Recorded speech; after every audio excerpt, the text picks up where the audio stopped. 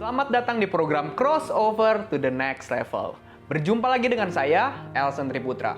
Pada hari ini kita berada pada episode Kenaikan Yesus. Bersama saya telah hadir Pendeta Mulyono Zakaria dan langsung saja kita simak talk show berikut ini. Selamat datang, Dad, di program Crossover. Ya. Hari ini kita berada pada episode Kenaikan Yesus. Ya. Dad, apa sih yang dilakukan Yesus setelah meninggalkan murid-muridnya dan terangkat ke sorga? Ya.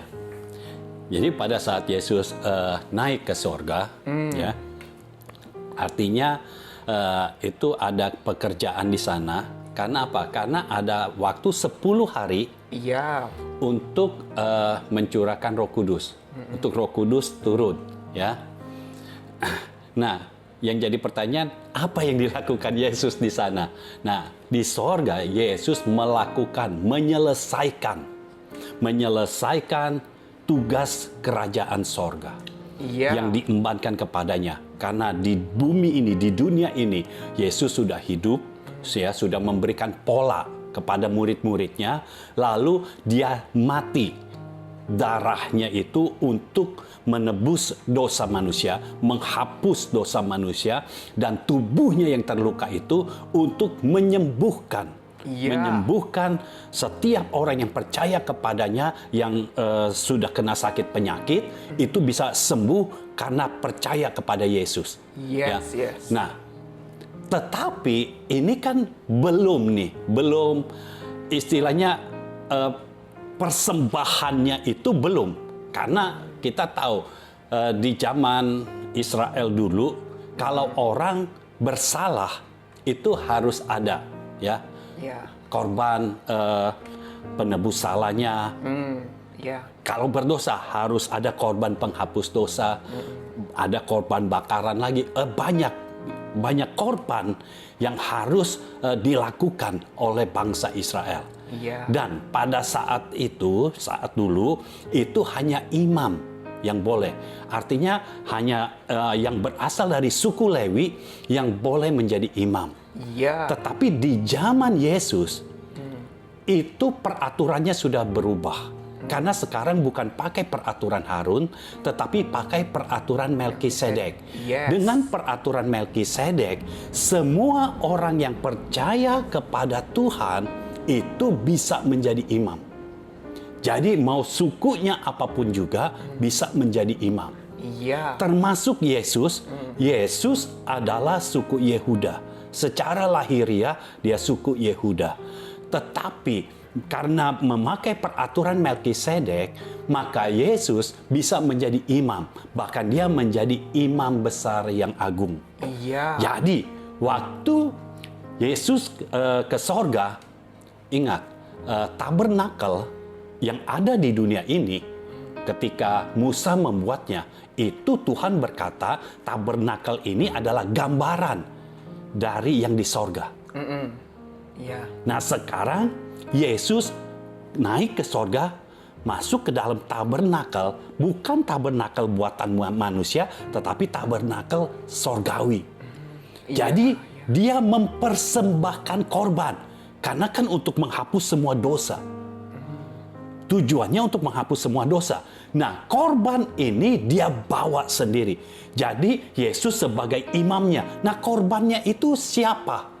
Korbannya adalah dirinya sendiri.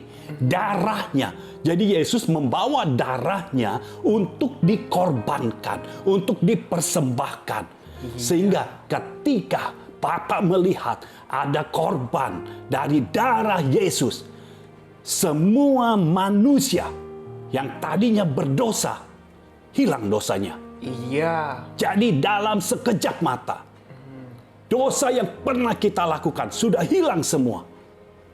Sehingga tidak ada tuntutan, tidak ada hukuman untuk dosa-dosa kita itu. Ya, tidak ada lagi penghukuman untuk kita. Jadi Yesus mempersembahkan, harusnya mempersembahkan korban, tetapi sekarang yang dipersembahkan adalah darahnya sendiri. Jadi Yesus sebagai imam besarnya, Yesus juga sebagai korbannya. Dia mempersembahkan darahnya sendiri. Nah, kenapa darah Yesus bisa menghapus semua dosa seisi dunia. Sedangkan waktu di zaman Israel, waktu imam-imamnya adalah orang-orang Lewi, itu masing-masing orang harus membawa korbannya sendiri. Tetapi sekarang semua orang seisi dunia, bukan hanya di Israel saja, tapi seisi dunia, semua orang yang percaya kepada pengorbanan Yesus, percaya kepada apa yang telah Yesus lakukan, itu diselamatkan dan dihapus dosanya. Iya. Tidak ada tuntutan lagi. Kenapa? Karena Yesus, darah Yesus itu suci. Semua orang sudah berbuat dosa. Karena ketika kita lahir, ada benih dari laki-laki. Benih dari seorang pria. Nah, benih seorang pria, kalau terus ya kita lihat ujung-ujungnya adalah benih Adam. Iya. Nah, benih Adam itu adalah benih dosa. Jadi ketika kita lahir sudah berdosa. Tetapi Yesus dikatakan benihnya bukan dari seorang laki-laki. Iya. Benihnya adalah benih dari Roh Kudus.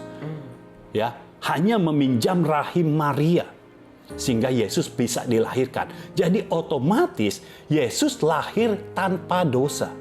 Yes. Dan ketika Yesus lahir tanpa dosa, di dalam hidupnya, di masa hidupnya, Yesus sangat taat. Yesus memiliki ketaatan mutlak kepada Bapaknya. Ketaatannya itu membuat dosa tidak bisa datang dalam hidupnya. Ketaatan kita itu seperti pintu bagi dosa, sehingga dosa tidak bisa masuk ke dalam kita. Nah, Yesus begitu taat mutlak.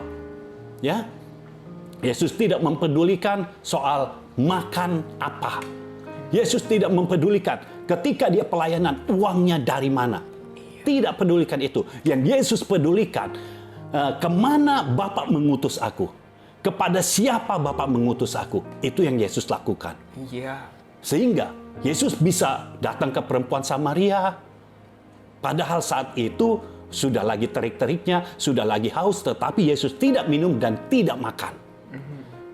Karena hal-hal yang lahiriah tidak berpengaruh kepada Yesus.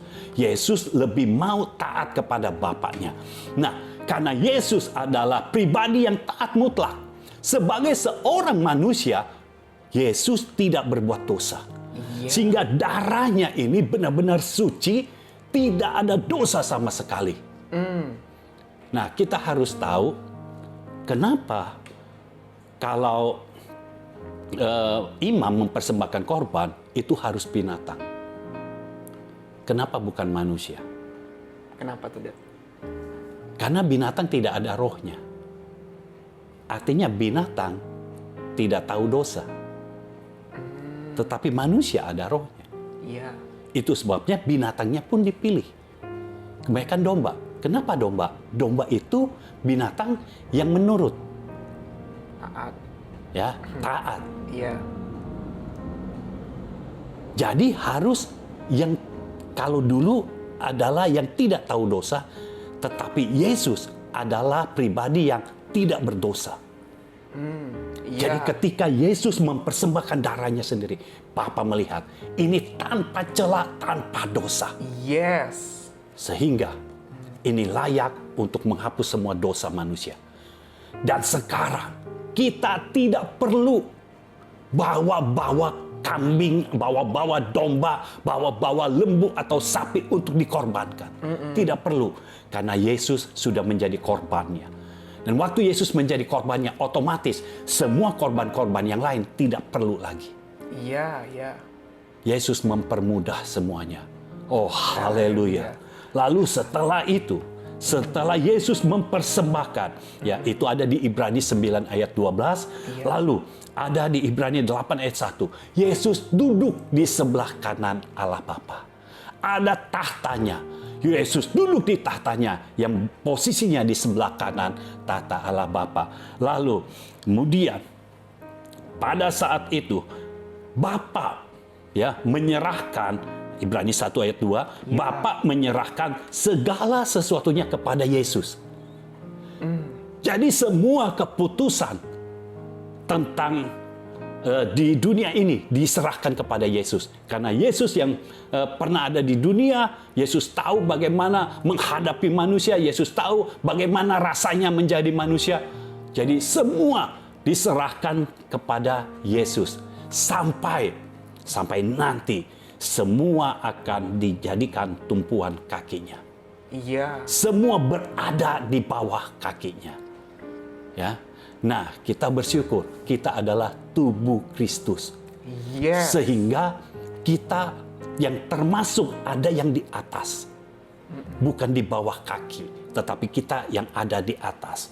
Itu sebabnya pada waktunya nanti kita akan memerintah bersama-sama dengan Yesus. Amin. Karena kita bukan berada di bawah, tetapi kita ada di atas karena kita adalah tubuh Yesus Kristus, ya. Yes. Lalu dalam Ibrani 7 ayat 25 dikatakan Yesus itu menjadi pengantara kita. Yesus itu menjadi juru syafaat. Jadi sekarang ini Yesus tetap bekerja. Iya. Tapi pekerjaannya berbeda seperti di dunia ini. Berbeda dari dunia ini. Sekarang Yesus bekerjanya sebagai juru syafaat. Nah, dikatakan bahwa semua permohonan kita itu sampai kepada Yesus. Di sorga itu sampainya kepada Yesus. Iya. Sampai kepada Yesus. Apa yang menjadi permohonan kita, apa yang menjadi permintaan kita, sampai kepada Yesus. Karena Bapa sudah menyerahkan segala sesuatunya kepada Yesus. Dan ini luar biasanya. Ketika Yesus menerima itu, Yesus berikan kepada Bapa. Bapa menyerahkan lagi kepada Yesus. Karena Bapa sudah menyerahkan segala sesuatunya kepada Yesus. Jadi semua permintaan orang-orang benar, permintaan, permohonan orang-orang percaya, itu sampai ke sorga. Iya. Itu sebabnya jangan sampai kita tidak meminta atau memohon kepada Tuhan. Iya. Karena ini akan sampai kepada Tuhan. Ya, kita harus ada di dalam doa. Nah, doa yang dimaksudkan bukan hanya kita doa dalam waktu yang setengah jam, 1 jam, 2 jam, 3 jam. Bukan yang itu saja. Tetapi doa di mana kita membangun hubungan terus dengan Yesus. Membangun hubungan terus dengan Tuhan. Saat kita membangun hubungan kita dengan Tuhan, permintaan kita itu sampai kepada Tuhan. Yes. Nah, yang jadi pertanyaan, permintaan kita itu sesuai tidak dengan firman Tuhan? Karena Yesus berkata, kalau firman-Ku ada di dalammu dan engkau ada di dalam aku, minta apa saja, aku akan melakukannya. Dan di sorga benar-benar Yesus yang melakukannya. Karena segala sesuatu diserahkan kepada Yesus. Jadi kalau untuk menjawab doa ini, oh ini adalah orang yang menyembah aku, ini adalah orang benar. Yesus menjawab dan Yesus bisa memberikan. Oh haleluya. Yesus adalah pribadi yang tahu bagaimana ketika menjadi manusia itu terbatas. Dia tahu bagaimana sakitnya kalau dihina. Itu sebabnya dia mengambil kehinaan yang harusnya buat kita, dia ambil untuk kita. Dia yang memikul.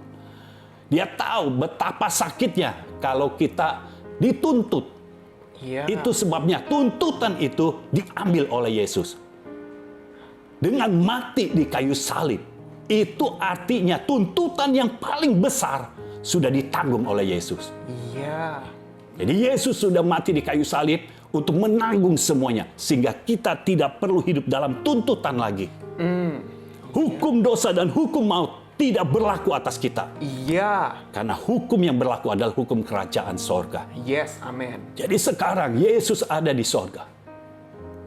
Menantikan permintaan kita. Oke, seringkali Tuhan berkata, sampai saat ini engkau tidak meminta. Minta. Tapi terkadang kita belum berendam di dalam firman, kita sudah minta. Kalau kita tidak berendam dalam firman, akses kitanya apa untuk bisa permintaan kita masuk ke dalam kerajaan sorga? Iya, iya. Sedangkan di dalam kerajaan sorga itu penuh dengan firman. Jadi kita harus tahu, ketika Bapa berkata-kata, itu firman. Ketika Yesus berkata, itu firman. Jadi di sorga dipenuhi dengan firman. Lalu kalau kita di dunia ini tidak berendam dalam firman Tuhan, akses apa yang bisa kita miliki untuk kita bisa memberikan permintaan kita, menyerahkan permintaan kita kepada Yesus?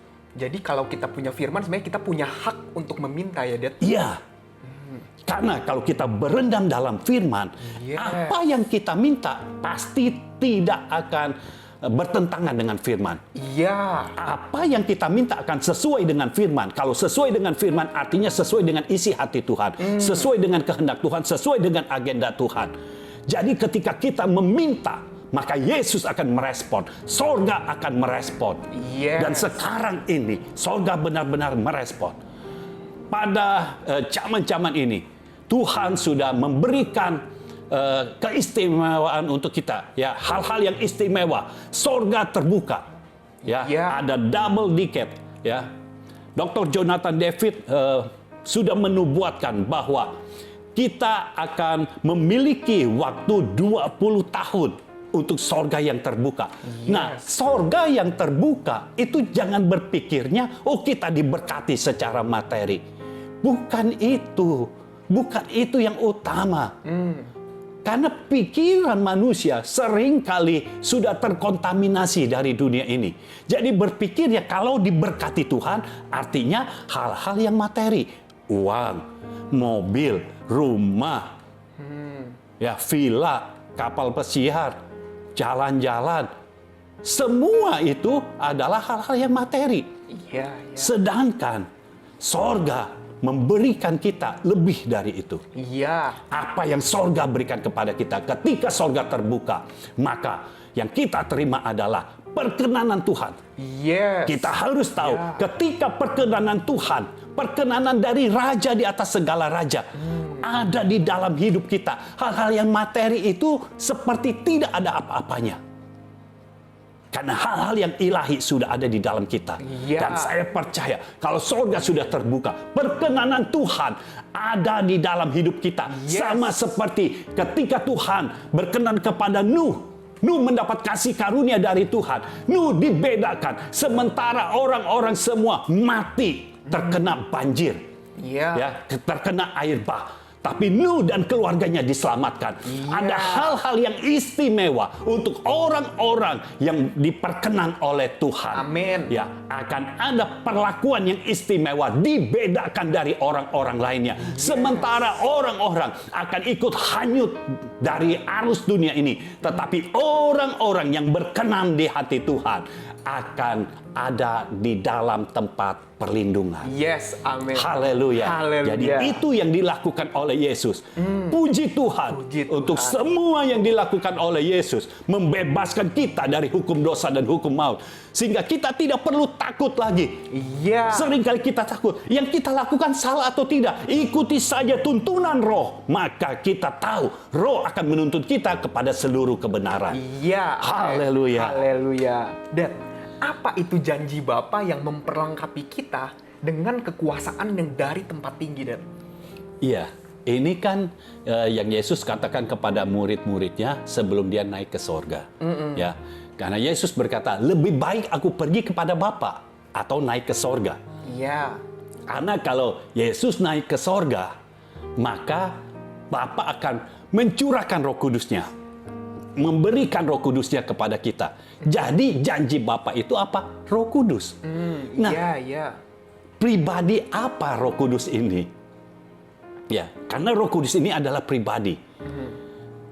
Yesus waktu ada di dunia ini terbatas karena Yesus sebagai manusia terbatas.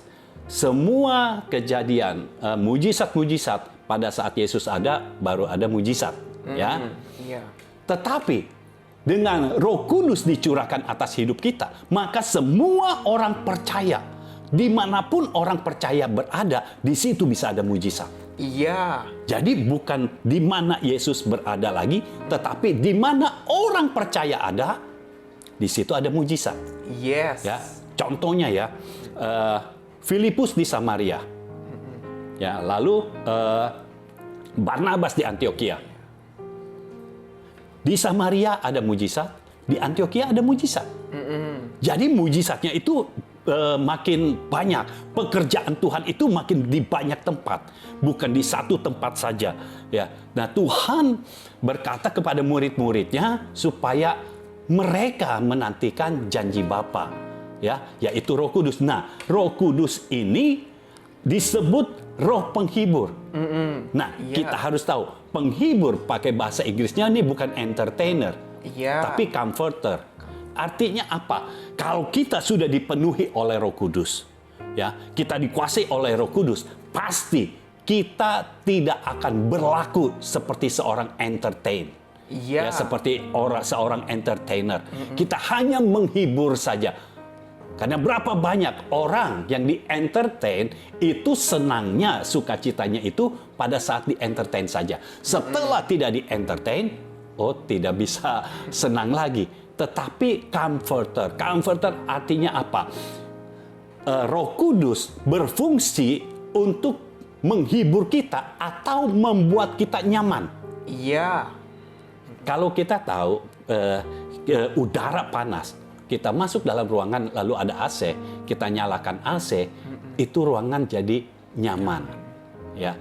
Nah, Roh Kudus adalah comforter, bukan entertainer. Jadi itu sebabnya kita itu akan diperlengkapi, ya. Karena Yesus berkata, biar murid-muridnya, dan kita sekarang adalah murid-murid Yesus juga, kita diperlengkapi dari tempat yang maha tinggi. Ya, diperlengkapi oleh janji Bapa, yaitu oleh Roh Kudus. Berarti kita kalau menyampaikan sesuatu itu harus yang memperlengkapi orang. Bukan yang hanya menyenangkan orang untuk sesaat saja, tetapi memperlengkapi dia, membuat dia nyaman. Jadi ini Roh Kudus yang dijanjikan oleh Bapa, yang diutus dan diberikan kepada kita. Bisa bayangkan, kalau Roh Penghibur itu ada di dalam kita, maka Roh Penghibur itu akan memberikan kita sukacita. Bukan sukacita yang berasal dari dunia ini, tetapi sukacita yang berasal dari sorga. Iya. Nah, apa bedanya? Sukacita yang dari dunia ini sifatnya temporary. Tetapi sukacita yang dari sorga bersifat permanen. Jadi kalau kita punya sukacita, kita tahu kita hidup di dalam firman, kita hidup di dalam roh, maka sukacita kita ini tidak bisa dirampas oleh siapapun juga. Dan oleh apapun juga.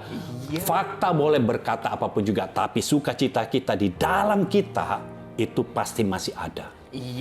Jadi tinggal kita tentukan, karena ingat, walaupun Roh Kristus sudah ada di dalam kita, Roh Kudus sudah diberikan kepada kita, tapi tetap Tuhan memberikan kita juga free will, hak bebas, ya, keinginan bebas.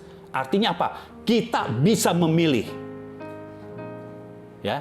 Ketika kita memilih, pastikan yang kita pilih adalah tepat dan akurat. Dengan Roh Kudus yang menuntun kita, bukan berarti kita mau menuntut orang-orang. Ya, karena Roh Kudus adalah Roh Penghibur. Lalu di terjemahan lain, Roh Kudus ini diibaratkan sebagai advokat atau pengacara atau pembela. Nah, sebagai pengacara, Roh Kudus ini akan memberikan kita, akan menuntun kita jalan-jalan. Ya, kalau kita misalnya menjadi tersangka, ada pengacara. Nah, pengacara ini yang akan menuntun kita.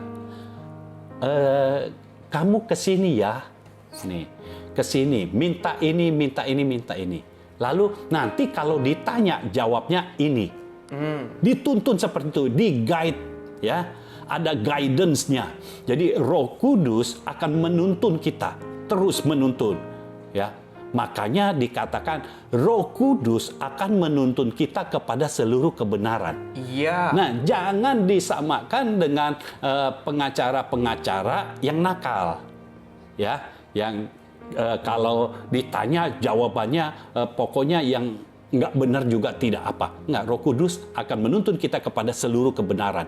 Artinya tidak akan ada kebohongan di situ. Iya. Jadi seharusnya kalau kita hidup dituntun oleh Roh Kudus, kita tidak akan melakukan kesalahan demi kesalahan. Apalagi kesalahan yang sama. Tidak akan. Karena Roh Kudus akan menuntun kita kepada seluruh kebenaran. Lalu arti dari advokat yang lainnya adalah pembela. Nah, ini luar biasanya. Di dalam dunia ini, Yesus sudah diangkat ke sorga. Sudah naik ke sorga. Tetapi Roh Kudus, janji Bapa itu diberikan kepada kita. Sehingga ketika kita dituduh, ingat, iblis adalah penuduh. Iya. Atau pendakwa. Dia seringkali berkata di dalam pikiran kita, kamu kan pernah melakukan dosa. Diingatkan dosa masa lalu, diingatkan kesalahan masa lalu. Nah, Roh Kudus akan muncul sebagai pembela. Iya. Ketika iblis mendakwa kita, kamu kan pernah berdosa nih, yang dilakukan ini, segala sesuatu dia sebutin dah tuh. Tetapi Roh Kudus sebagai pembela akan muncul dan akan berkata, itu dulu. Tetapi semua dosa itu sudah ditebus. Iya. Artinya hukuman yang harusnya diterima oleh kita sudah ditanggung oleh Yesus Kristus. Dan dengan darah Yesus, orang ini sudah disucikan. Sudah tidak ada dosa lagi. Jadi kita bebas. Itu sebabnya kita bisa hidup dalam kemerdekaan. Iblis tidak bisa mendakwa kita lagi. Iblis tidak bisa menuduh kita lagi. Yes. Bahkan kita bisa menghardik iblis, menghardik kuasa gelap. Karena di dalam kita ada kuasa Kristus yang sudah menang atas iblis. Iya. Kita bisa menghardik sakit penyakit untuk pergi dari hidup kita. Amin. Iya. Karena kita punya Roh Kristus yang sudah menang. Kuasa Kristus yang sudah menang atas maut. Karena kunci maut dan kunci kerajaan maut itu sudah ada di tangan Yesus. Iya. Sehingga kalau Yesus menang, artinya kita juga menang. Karena kita hidup di dalam kerajaannya. Kita adalah anak-anak Allah. Kalau Bapa kita adalah raja, kita anak-anak raja. Iya. Ya. Tapi istilah anak raja bukan berarti kita sewenang-wenang. Bukan. Istilah anak lebih kepada kita harus merepresentasikan raja kita. Kita harus merepresentasikan Bapa kita. Kita harus merepresentasikan Tuhan kita. Iya. Ya, jadi Roh Kudus berfungsi sebagai pembela juga. Dan dia akan menuntun kita. Sehingga ketika kita tidak tahu harus melakukan apa, Roh Kudus bisa memberitahu. Lakukan ini, lakukan itu. Apa yang harus kita lakukan? Roh Kudus bisa memberitahu. Nah, saudara-saudara semua, dimanapun bidangmu, area apapun yang sedang engkau masuki, Roh Kudus yang ada di dalam kita bisa memberikan ide-ide juga. Ya, bisa memberikan hikmat, akal budi, sehingga kita bisa mengetahui apa yang harus kita lakukan. Roh Kudus juga yang bisa memberitahu orang yang sedang bicara kepada kita ini punya maksud tersembunyi atau tidak. Orang ini berpikir apa tentang kita? Roh Kudus bisa memberitahu semuanya. Jadi saudara-saudara yang sedang melihat tayangan ini, Roh Kudus yang ada di dalam kita, itu akan membuat kita menjadi semakin berkembang dan semakin berkembang. Dan saya percaya kalau kita meletakkan hidup kita ke dalam tangan Tuhan, maka Roh Kudus akan membawa kita naik ke level yang baru. Amin. Di mana kita belum pernah masuk ke level itu, tetapi Roh Kudus akan membawa kita ke situ.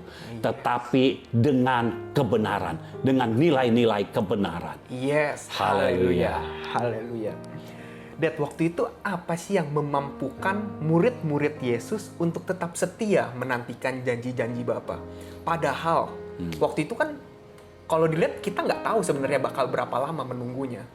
Iya, murid-murid tidak tahu kalau itu 10 hari. Iya. Ya.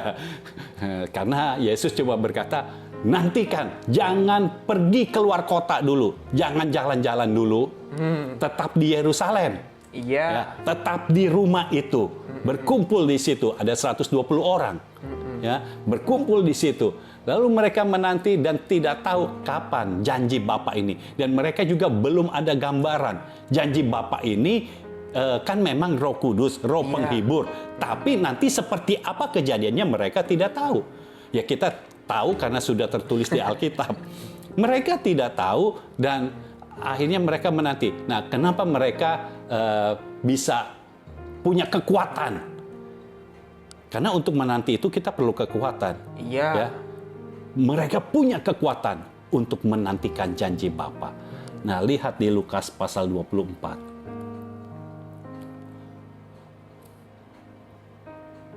Lukas 24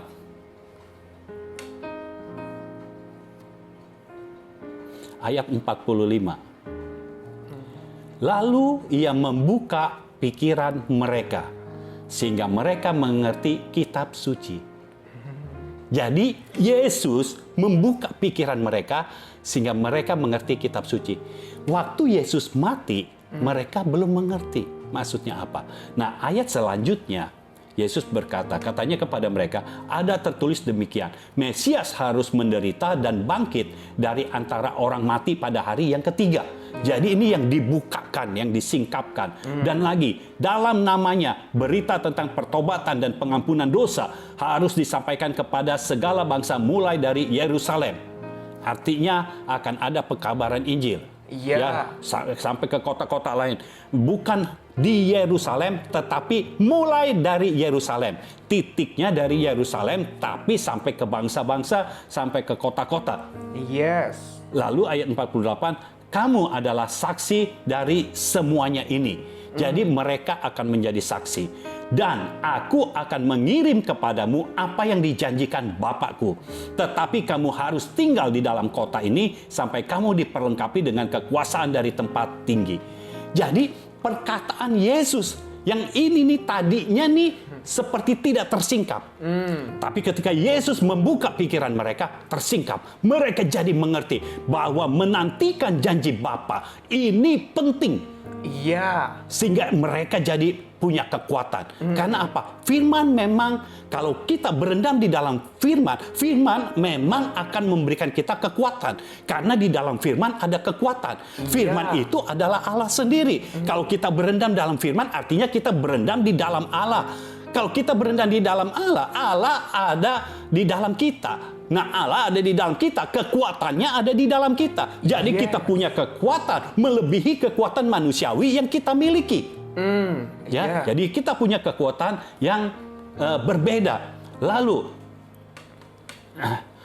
selanjutnya, kalau kita lihat mereka selalu berkumpul di loteng atas, ya, di loteng Yerusalem itu mereka berkumpul bersama-sama 120 orang. Mereka selalu berkumpul, ada kesatuan. Kesatuan membuat penantian menjadi tidak membosankan. Kesatuan yang ada membuat mereka menjadi kuat.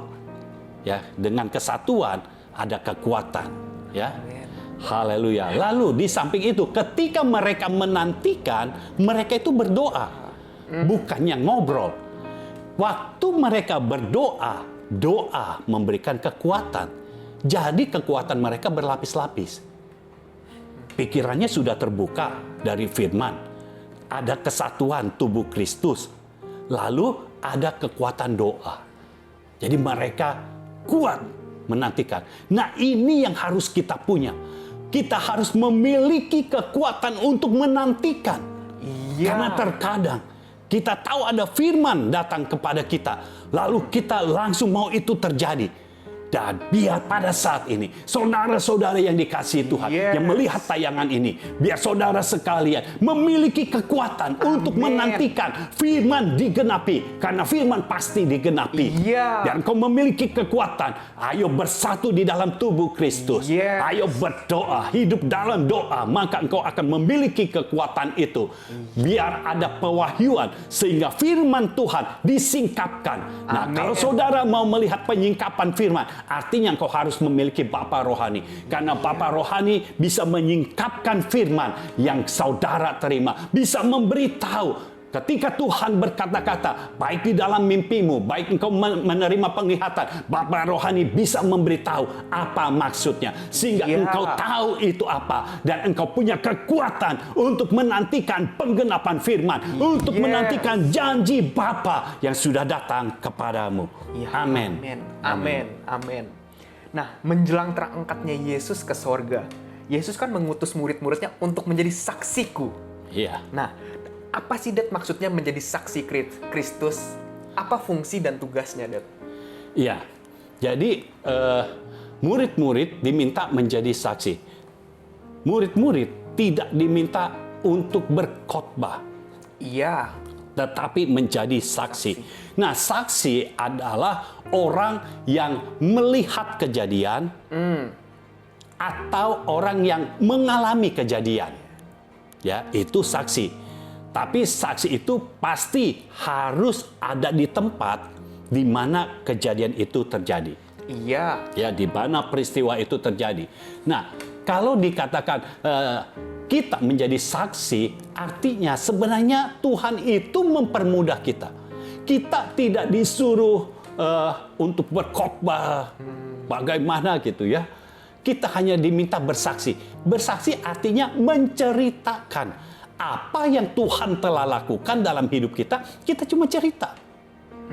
Kita cuma cerita. Jadi nanti yang kenapa? Jadi kita cerita apa yang kita alami aja, Dad. Iya. Jangan kita udah ceritakan firman, lalu ditanya, sudah mengalami belum? Belum sih, ayo kita alami sama-sama. Nggak bisa, itu bukan saksi. Iya. Jadi ceritakan saja apa yang sudah kita alami, apa yang sudah terjadi dalam hidup kita. Yes. Tidak perlu berbohong. Kalau pekerjaan Tuhan belum terjadi dalam hidup kita, ya tidak usah katakan. Tetapi kalau ada pekerjaan Tuhan terjadi dalam hidup kita, ya kita katakan, kita ceritakan. Itulah menjadi saksi. Dan firman Tuhan jelas berkata, kamu akan menerima kuasa kalau Roh Kudus turun ke atas kamu. Dan Roh Kudus sudah dicurahkan. Dan engkau akan menjadi saksiku. Dan itulah yang terjadi. Apa yang dilakukan oleh Filipus dan Barnabas? Menjadi saksi. Iya. Bisa bayangkan kalau mereka harus berkhotbah secara sistematis seperti di kampus-kampus. Ini loh, ini perkataan Tuhan seperti ini. Ini maksudnya, dilihat dari etimologinya, ini seperti ini seperti ini. Lalu kalau dilihat dari penafsirannya, ini seperti ini seperti ini. Pusing. Yang mendengar belum tentu mengerti, yang sedang membawakan belum tentu ngerti juga. Ya, tapi kalau kita menceritakan apa yang pernah terjadi dalam hidup kita, apa yang Tuhan sudah lakukan dalam hidup kita, maka ketika orang bertanya tentang sesuatu yang kita ceritakan, kita bisa menjelaskan semuanya karena semua sudah terjadi dalam hidup kita. Iya. Itu sebabnya di akhir zaman ini Tuhan membangkitkan para bapa. Para bapa adalah orang yang sudah melakukan firman, baru dia bisa memberikan kepada anak-anaknya. Kalau dia belum pernah melakukannya, dia tidak bisa memberikan kepada anak-anaknya. Karena pembapaan adalah sebuah pola. Sama seperti Yesus menjadi pola bagi murid-muridnya, demikianlah para bapa rohani dibangkitkan Tuhan untuk menjadi pola bagi anak-anaknya. Sehingga anak-anak rohaninya tahu pasti kalau bersaksi ini seperti ini. Bapa yang akan menuntunnya. Karena Tuhan sudah membangkitkan para bapa. Dan saya percaya pada zaman-zaman ini, amin, saudara yang sedang melihat tayangan ini, yang baru melihat tayangan ini, Tuhan bisa menjamah engkau. Dan biar roh seorang anak dicurahkan atas hidupmu. Amin. Sehingga engkau menjadi saksi yang benar-benar qualified. Saksi yang benar-benar memberikan kesaksian tentang pekerjaan Tuhan dalam hidupmu. Bukan tentang hidupmu sendiri, tetapi tentang pekerjaan Tuhan saksi tentang kebangkitan Tuhan, saksi Yes. tentang kematian Tuhan.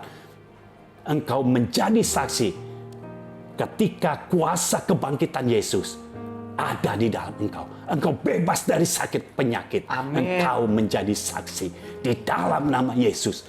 Biar roh seorang anak dicurahkan atas hidup. Amin. Amin. Amin. Amin.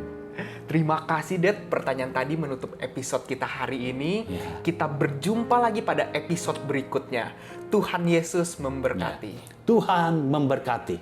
Demikian episode Kenaikan Yesus. Biar melalui episode ini, Roh Kudus semakin bekerja dalam hidupmu, menuntun kita kepada semua kebenaran, sehingga kita bisa menjadi saksi Kristus dimanapun kita berada. Program Crossover akan tayang setiap hari Rabu, jam 7 malam. Saudara dapat klik like dan subscribe channel YouTube Mengono Zakaria. Dan jangan lupa juga nyalakan loncengnya. Saudara juga dapat membagikan kepada saudara-saudara yang lain. Saya, Elson Triputra, kita berjumpa pada episode yang berikutnya.